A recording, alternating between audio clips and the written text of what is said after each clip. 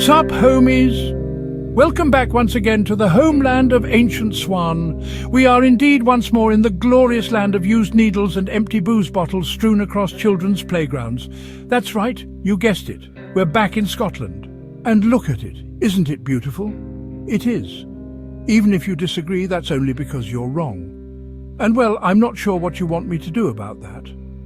This, ladies and beautiful gentlemen, is Roxburgh. Roxburgh, located in the Scottish borders, holds a significant place in Scotland's medieval history. Once one of the most important cities in Scotland, Roxburgh's history is marked by its strategic importance and the turbulent events that shaped its development. Roxburgh was a big deal back in the day. Think of this place as the Hollywood of the Middle Ages, complete with castles, kings, and probably more than a few over-the-top banquets. No buckfast, though, because that wasn't invented yet. And also none of the other stuff that makes up Hollywood, so I don't know why I said that. Still, though, if disgusting celebrity culture and rampant late-stage capitalism had existed, they definitely would have had it here too. The origins of Roxburgh date back to the early medieval period. Its location at the confluence of the River Tweed and the River Teviot made it a vital centre for trade and defence. Trade because people like selling stuff and making money, and defence because other people like stealing that money someone else made by selling stuff. It's a tale as old as time. By the 12th century, Roxburgh had grown into one of the 4 major boroughs in Scotland, alongside Edinburgh, Stirling and Berwick.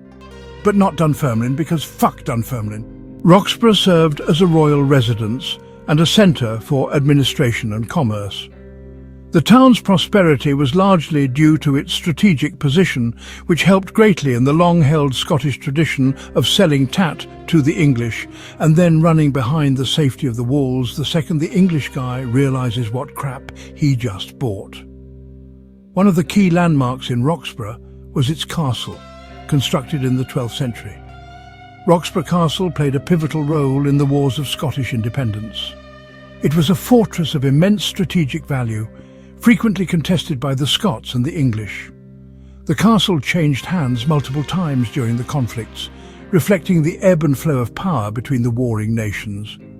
And for a short time, it acted as Scotland's de facto capital, whilst the temporary residence of King David I. One of the most notable events was the recapture of the castle by James Douglas in 1314, a crucial victory for the Scots, and if not for this glorious moment, the world would never have gotten to watch that big Australian man shout freedom and throw swords into a crowd of hapless bystanders. And let's be honest, this would have been a much more depressing world if none of us had gotten to see that. So thank you, big Australian man, for throwing swords and shouting freedom and stuff, even though he later turned into a giant knob jockey. But, like all great stories, Roxburgh's tale took a tragic turn. In AD 1460, during a siege by the Scottish army at a wee point when the city was under English control, King James II of Scotland decided to get up close and personal with a cannon. Spoiler alert, it didn't end well. The explosion killed him, and the castle was eventually destroyed to prevent it from falling into enemy hands ever again. It's the medieval equivalent of, if I can't have it, no one can. Over time, Roxburgh was abandoned and fell into ruin, a ghost of its former glory. Today, it's a patchwork of fragments and memories, with only a few ruins standing as a testament to its grand past. Despite its decline, Roxburgh's historical significance remains. The town's history is a testament to the complexities and the shifting power dynamics of medieval Scotland. When the English army visited for frequent vacations and short weekend breaks away from the big city, and sod it, might as well smash a window or two while you're here, as was tradition back in those days. The site is now an archaeological area, attracting interest from historians and visitors who seek to understand its past, which can also be done by watching this video, which until this point so far is something you appear to be very good at, so congratulations and thank you. Now, before I delight you with the map information, I'm compelled to remind you to remember not to forget that if you don't subscribe, then my wife will continue putting my hands into warm water and whispering nightmares into my ear holes while I sleep. So please do subscribe. I haven't had a proper night's sleep in 7 years now, and I think it might be taking a toll on my sanity. I speak to the ghost of William Wallace regularly, and he agrees. Now for that map information, let's stop pissing about and get right into it. Theme, European. Climate -3 to 19 degrees Celsius. Buildable area 86%. Outside connections, roads, rail, sea, air, power.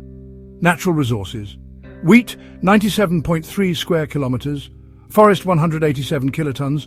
Ore 175 kilotons. Oil 194 kilotons. Terrain, not as flat as it looks, mostly small hills.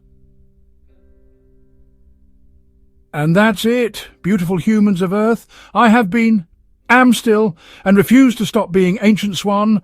Thanks for watching, and I can't bloody wait to see you again next time. Peace, love, and Roxburgh. Good! Bye!